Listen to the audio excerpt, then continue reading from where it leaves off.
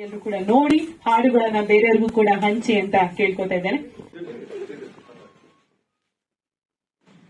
ಶರಣರ ಶಕ್ತಿ ತಡಿವ್ಯಾರ ನೋಡು ಅನ್ನುವಂತಹ ಅಡಿಬರಹದಲ್ಲಿ ಚಿತ್ರವನ್ನ ಬಹಳ ಸುಂದರವಾಗಿ ಶೀರ್ಷಿಕೆಯನ್ನ ಡಿಸೈನ್ ಮಾಡಿದ್ದಾರೆ.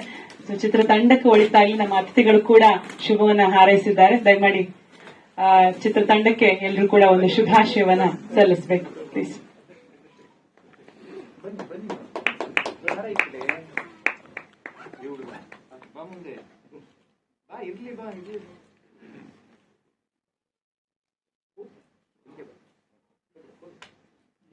ನೋಡಪ್ಪ ಇದು ಕರೆಕ್ಟ್.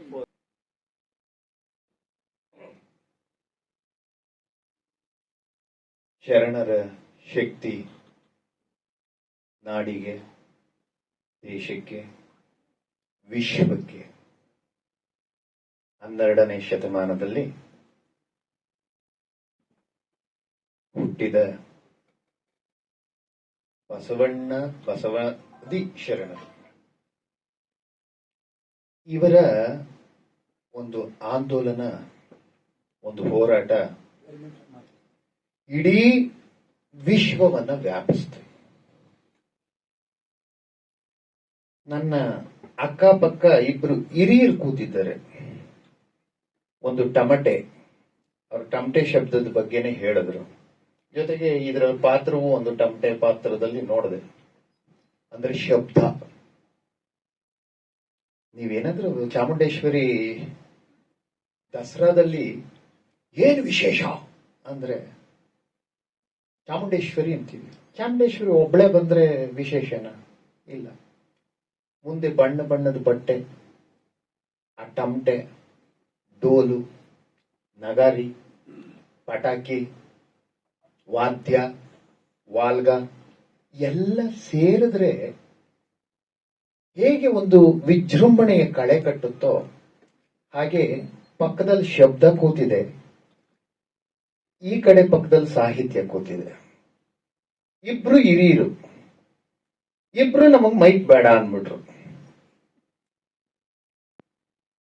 ಈ ಎರಡು ಹಿರಿಯ ತಲೆಗಳು ಮೈಕ್ ಬೇಡ ಅಂದ್ವು ಅಂದ್ರೆ ಮುಂದ್ಲವ್ರ ಕತೆ ಏನು?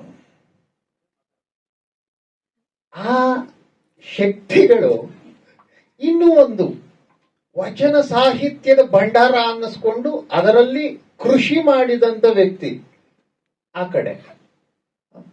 ಎಲ್ರಿಗೂ ನಮಸ್ಕಾರ, ಒಳ್ಳೇದಾಗ್ಲಿ. ಅವರು ಮೈ ಕೊಟ್ಬಿಟ್ರು. ಈಗ ನಾನು ಪೇಪರ್ ಇಸ್ಕೊಂಡು ಯಾರ್ಯಾರು ಏನೇನು ಅಂತ ಬರ್ಕೊಂಡ ಒಂಚೂರು ಅಲ್ಪ ಸ್ವಲ್ಪ ಹಂಗಾಗಿ.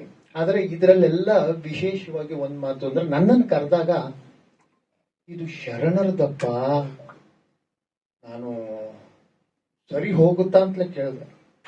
ಈ ವೇದಿಕೆಗೆ ಬರಕ್ ನಾನು ಸರಿ ಹೋಗುತ್ತಾ? ಯಾಕೆಂತಂದ್ರೆ ಆ ಶರಣರಲ್ಲಿ ದೊಡ್ಡ ದೊಡ್ಡ ಸ್ವಾಮಿಗಳಿದ್ದಾರೆ. ಆ ಶರಣರನ್ನೇ ಪ್ರತಿಪಾದಿಸ್ತಾ ಇರ್ತಕ್ಕಂಥವ್ರು ಕರ್ನಾಟಕದಾದ್ಯದಂತ ಇದ್ದಾರೆ. ನಾನು ಬರ್ತಿದ್ದಂಗೆ ಮನು ಅಂದ್ರು. ನಾನು ಮನುಗೆ ಹಿಂಗ್ ಕೈ ಮುಕ್ಕೊಂಡೆ ಬಂದೆ ಕಾರೊಳಗೆ. ಮನು ಅಂತ ಇಳಿದ್ಮೇಲೆ ಅಲ್ಲ, ಅವ್ರ ಪಕ್ಕದಲ್ಲಿ ಇದ್ದವ್ರು ಅಂದ್ರು, ಮನು ನಿನ್ಗೆ ಕೈ ಮುಗ್ದಿದ್ದವ್ರು ಅಂತ. ಗೊತ್ತಾಗ್ಲಿಲ್ಲ, ಯಾರೋ ದೊಡ್ಡ ಸ್ವಾಮಿಗಳು ಬಂದ್ಬಿಟ್ರು ಅಂತ ಫೋಟೋ ಹಿಡಿತೀನಿ. ಅಂದ್ರೆ ನಾನು ಸಣ್ಣ ಸ್ವಾಮಿ ಅಂತ ಅವ್ರ ಲೆಕ್ಕ. ಇಲ್ಲಿ ಸ್ವಾಮಿ, ದೊಡ್ಡ ಸ್ವಾಮಿ, ಸಣ್ಣ ಸ್ವಾಮಿ, ಮರಿ ಸ್ವಾಮಿ, ಪುಟ್ಟ ಸ್ವಾಮಿ ಅಂತ ಇರ್ತಾರೆ. ಎಲ್ರು ಒಂದೇ ಸ್ವಾಮಿಯಿಂದ. ಆ ಸ್ವಾಮಿಲಿ ದೊಡ್ಡ ದೊಡ್ಡವರೆಲ್ಲ ದೊಡ್ಡ ದೊಡ್ಡ ಕಡೆ ಇದ್ದಾರೆ, ಸಣ್ಣ ಸಣ್ಣವರೆಲ್ಲ ಓಡಾಡ್ಕೊಂಡಿದೀವಿ ಅಷ್ಟೇ. ಅದು ಕೆಲವ್ರಿಗೆ ಅರ್ಥ ಆಯ್ತು, ಅವ್ರು ಹಂಗೆ ಮಾತಾಡ್ಕಂತವ್ರು. ಯಾರು ದೊಡ್ಡವರು, ಯಾರು ಚಿಕ್ಕವರು, ಯಾರು ಇಲ್ಲ ಇಲ್ಲಿ. ಎಲ್ಲರೂ ಸರಿ ಸಮವಾಗಿದ್ದಾರೆ ಅನ್ನೋದನ್ನ ತೋರಿಸಿದ್ದು ಬಸವಣ್ಣ. ಅಲ್ಲಿವರೆಗೂ ದೊಡ್ಡ ದೊಡ್ಡವರು ಇದ್ರು, ಸಣ್ಣ ಸಣ್ಣವ್ರಿಗೂ ಇದ್ರು. ಆದ್ರೆ ಒಂದು ಮಾತು ನೀವು ಅರ್ಥ ಮಾಡ್ಕೊಂಡ್ರಿ ಅನ್ಸುತ್ತೆ ಇಷ್ಟು ಮಾತಿನಲ್ಲಿ. ಬಸವಣ್ಣನ ಪಾತ್ರಧಾರಿಗಳೊಂದು ಮಾತು ಹೇಳ್ತಾರೆ, ಹೊಸ ಜನರೇಷನ್ಗೆ ಅಂತ ಬೇಕಾದಂತೆ ಚಿತ್ರ ಮಾಡಿದ್ದೀವಿ ಅಂತ. ಅದ್ರಲ್ಲಿ ಪತ್ರಕರ್ತರು ಒಂದು ಡೈರೆಕ್ಟರ್ಗೆ ಕ್ವಶನ್ ಕೇಳ್ತಾರೆ, ಮೊದಲನೇ ಸಾಂಗು ಯಾವ್ದಕ್ ಮಾಡಿದ್ದೀರಿ ನೀವು ಅಂತ. ಎಲ್ಲರ ಕಣ್ಣು ಸಾಂಗ್ ಮೇಲಿತ್ತು. ಇಲ್ಲಿ ಇವರು ಹೇಳೋ ಹೊಸ ಜನರೇಷನ್ ಅನ್ನೋಕ್ಕೂ ಅವರು ಸಾಂಗ್ ಕೇಳಕ್ಕೂ ಏನಕ್ಕ ಸಾಂಗ್ ಅಂತ. ಐಟಮ್ ಸಾಂಗ್ ಇದ್ದಂಗಿದೆ ಅಂತ ಅವ್ರ ಮನಸ್ಸಿನೊಳಗೆ ಅನ್ಕಂತಾರೆ. ಇದು ಏನೇ ಪ್ರಶ್ನೆ ಇರ್ಲಿ, ಇಲ್ಲಿ ನಾನು ಹೇಳೋ ಮಾತು ಅಪ್ಡೇಟ್ ಅಂತ. ಸನಾತನ ಧರ್ಮ ಯಾವಾಗ್ಲೂ ಅಪ್ಡೇಟ್ ಮಾಡ್ಕೊಂಡ್ ಬಂದಿದೆ. ಅದರಿಂದ ಸನಾತನ ಧರ್ಮ ಜೀವಂತವಾಗಿ ಉಳಿದಿದೆ. ಕಾಲ ಕಾಲಕ್ಕೆ ಏನು ಬೇಕೋ ಅದನ್ನ ಮಾರ್ಪಾಟ್ ಮಾಡ್ತಾ ಬರ್ತಾ ಇದೆ. ನೀವು ಯಾವುದೇ ಯುಗ ತಗೊಳ್ರಿ, ಎಲ್ಲಿಂದ ಎಲ್ಲಿಗೆ ತಗೊಳ್ರಿ, ನಮ್ಮಲ್ಲಿದ್ದಂತ ಪುರಾತನವಾಗಿದ್ದಂತ ವೇದಗಳು, ಉಪನಿಷತ್ತುಗಳು ಅವೆಲ್ಲ ಅಪ್ಡೇಟ್ ಆದ್ವು. ಶಂಕರಾಚಾರ್ಯರು ಬಂದ್ರು ಅಪ್ಡೇಟ್ ಮಾಡಿದ್ರು, ರಾಮಾನುಜಾಚಾರ್ಯರು ಬಂದ್ರು ಅಪ್ಡೇಟ್ ಮಾಡಿದ್ರು, ಮಧ್ವರು ಬಂದ್ರು ಅವ್ರು ಅಪ್ಡೇಟ್ ಮಾಡಿದ್ರು, ಬಸವಣ್ಣವ್ರು ಬಂದ್ರು ಬುದ್ಧಿ ಪಂಥ ಅನ್ನೋದನ್ನ ಹುಟ್ಟಾಕಿದ್ರು, ದಾಸ ಸಾಹಿತ್ಯ ಹುಟ್ಕೊಳ್ತು. ಈ ಸಾಹಿತ್ಯಗಳೆಲ್ಲ ಹುಟ್ಟಿ ಹುಟ್ಟಿ ಹುಟ್ಟಿ ಹುಟ್ಟಿ ಕಾಲ ಕಾಲ ಕಾಲ ಕಾಲಕ್ಕೆ ತನ್ನದೇ ಆಗಿರ್ತಕ್ಕಂಥ ಅಪ್ಡೇಟ್ಗಳನ್ನ ಮಾಡ್ತಾ ಬಂತು. ಹಾಗೆ ಇವತ್ತಿನ ಚಿತ್ರ ಮುಂದಿನ ಜನರೇಷನ್ಗೆ ಬಸವಣ್ಣವ್ರನ್ನ ಅಪ್ಡೇಟ್ ಮಾಡಿದೆ. ಈ ಅಪ್ಡೇಟ್ ಆಗ್ತಾ ಹೋಗೋದು ಹೊಸ ಹೊಸ ಹೊಸತನಗಳಲ್ಲಿ ಹೊಸಬರಿಗೆ ಪರಿಚಿತ ಮಾಡಿಕೊಡ್ತಾ ಹೋಗುವಂತ ಪಾತ್ರಗಳು ಹೊಸದಾಗಿ ಕಾಣಬಹುದು. ಅದು ಹಳೆಯ ಸಾಹಿತ್ಯವೇ, ಹಳೆಯ ಆ ಒಂದು ಪಳವಳಿಕೆಯೇ, ಅದು ಹೊಸದಾಗಿರ್ತಕ್ಕಂಥದ್ದನ್ನ ಮಾಡ್ತಾ ಹೋಗ್ತಿದೆ ಅಂತ ಈಗ ಹೊಸ ಜನರೇಷನ್ ಅನ್ನುವಂತ ಒಂದು ಪದವನ್ನ ಹುಟ್ಟಾಕಿದ್ರು ಹೊಸ ಬಸವಣ್ಣವರು. ಹೀಗೆ ನಮ್ಮ ಸಾಹಿತ್ಯಗಳು, ನಮ್ಮಲ್ಲಿರ್ತಕ್ಕಂಥ ಗ್ರಂಥಗಳು, ನಮ್ಮಲ್ಲಿರ್ತಕ್ಕಂಥ ಅಮೂಲ್ಯವಾಗಿರ್ತಕ್ಕಂಥ ವಸ್ತುಗಳು ಹೊಸ ರೂಪವನ್ನ ಪಡೆದು ಪಡೆದು ಪಡೆದು ಬರ್ತಾ ಇದೆ. ಅದರಿಂದ ಇನ್ನೂ ಇದೆ, ಮುಂದಕ್ಕೂ ಇರುತ್ತೆ. ಎಂದೆಂದಿಗೂ ಸನಾತನ ಧರ್ಮ ಯಾಕಿರುತ್ತೆ ಅಂತ ಅಂದ್ರೆ ಅಪ್ಡೇಟ್ ಆಗ್ತಾ ಇರುತ್ತೆ. ಇನ್ನು ಕೆಲವು ಪಂಥಗಳೆಲ್ಲ ಅದು ಅಪ್ಡೇಟ್ ಆಗಲ್ಲ, ಅದು ಏನಿದೆಯೋ ಅದೇ. ಹಾಗಾಗಿ ಅದು ಅದು ಅದು ವಿಸ್ತಾರವಾಗ್ಬೋದು, ಆದ್ರೆ ಹೊಸತನವನ್ನ ಪಡೆಯಲ್ಲ. ಅದಕ್ಕೆ ಅವಕಾಶ ಇರುವಂತದ್ದು ಧರ್ಮದಲ್ಲಿ.